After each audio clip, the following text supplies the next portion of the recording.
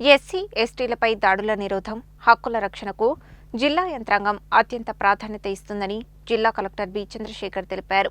1995 పౌర హక్కుల రక్షణ చట్టం, ఎస్సీ, ఎస్టీలపై దాడుల నిరోధక చట్టం 1989 అమలు తీరుపై సమీక్షించారు.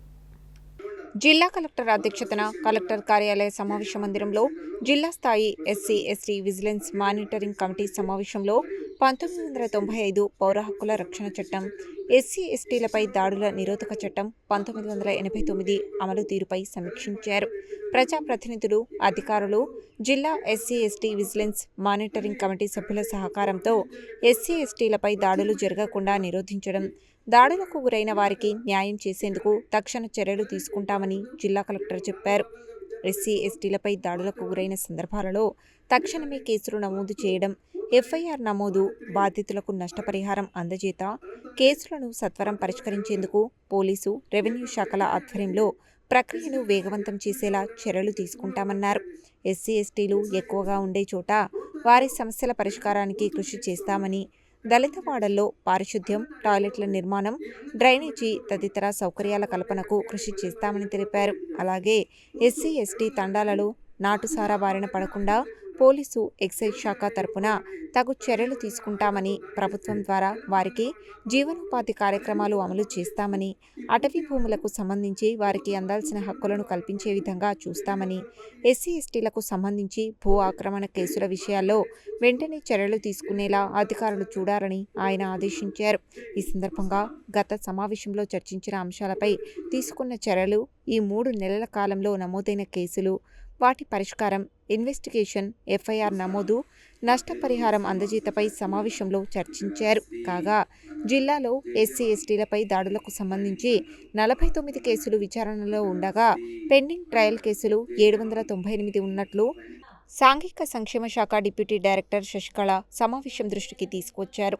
జిల్లా ఎస్పీ శరత్చంద్ర పవార్ మాట్లాడుతూ ఎస్సీ, ఎస్టీలపై దాడుల కేసులలో బాధితులు వాట్సాప్ ద్వారా ఫిర్యాదు చేసిన పోలీస్ తరపున చర్యలు తీసుకుంటామని, ఎస్సీ, ఎస్టీలపై దాడులకు సంబంధించి జాప్యం లేకుండా తక్షణమే బాధ్యులను గుర్తించి అరెస్టు చేయడం, కేసు నమోదయ్యేలా చర్యలు తీసుకుంటున్నామని, అలాగే ఎస్సీ, ఎస్టీలు కేసుల నమోదులకు పోలీస్ స్టేషన్ని ఆశ్రయించినప్పుడు పోలీస్ స్టేషన్లో సంబంధిత ఎస్ఐ లేకున్నా హెడ్ కానిస్టేబుల్ ద్వారా కూడా కేసు నమోదు చేసుకునే అవకాశం ఉందని తెలిపారు.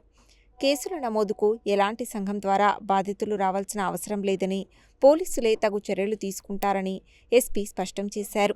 ఈ సమావేశానికి హాజరైన మిర్యాలగూడ శాసనసభ్యులు పత్తుల లక్ష్మారెడ్డి మాట్లాడుతూ రాష్ట్ర ప్రభుత్వం ఎస్సీ, ఎస్టీల సంక్షేమానికి అనేక కార్యక్రమాలు అమలు చేస్తున్నదని, ప్రభుత్వం నుండి వచ్చే నిధులు దళిత వాడల్లో వారికి అందే విధంగా చూడాల్సిన బాధ్యత అధికారులు, ప్రజాప్రతినిధులు, జిల్లా విజిలెన్స్ మానిటరింగ్ కమిటీ సభ్యులపై ఉందని, అందరూ కలిసి ఎస్సీ, ఎస్టీలకు న్యాయం జరిగేలా చూడాల్సిన బాధ్యత అందరిపై ఉందని అన్నారు. ముఖ్యంగా ఎస్సీ, ఎస్టీలు ఎక్కువగా ఉన్న చోట సమస్యలు ఎక్కువగా ఉంటాయని, అలాంటి దళిత వాడలు, బస్తీలపై దృష్టి సారించి వారికి ఇబ్బందులు లేకుండా న్యాయం చేసే విధంగా చర్యలు తీసుకోవాలని, ప్రత్యేకించి దళిత వాడల్లో సీసీ రోడ్లు, డ్రైన్లు, టాయిలెట్లు ఉండేలా చూడాలని అన్నారు.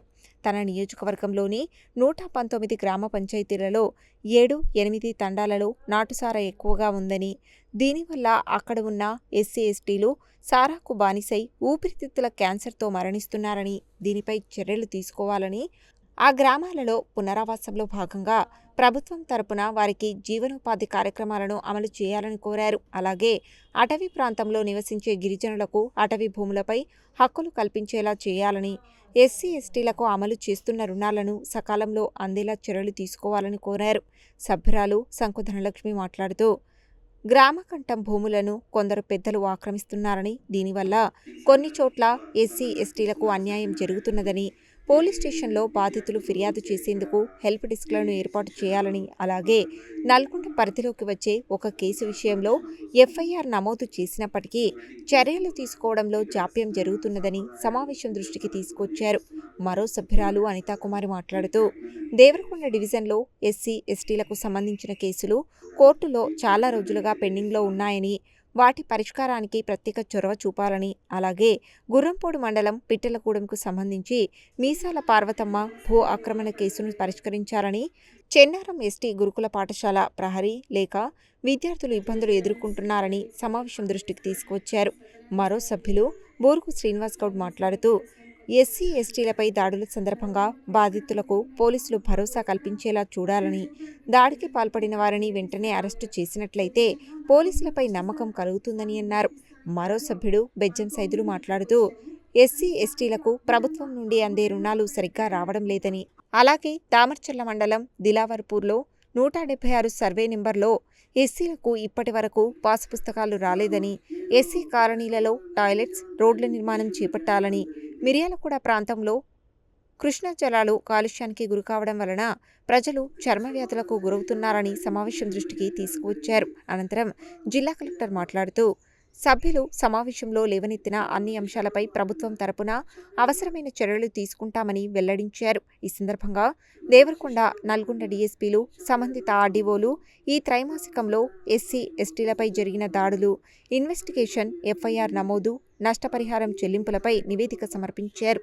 రెవెన్యూ అదనపు collector J Srinivas, DRO Dasaratha, ఆర్డీఓలు రమణారెడ్డి, శ్రీదేవి, జిల్లా సాంఘిక సంక్షేమ శాఖ డీడీ శశికళ, సభ్యులు, వివిధ శాఖల అధికారులు హాజరయ్యారు.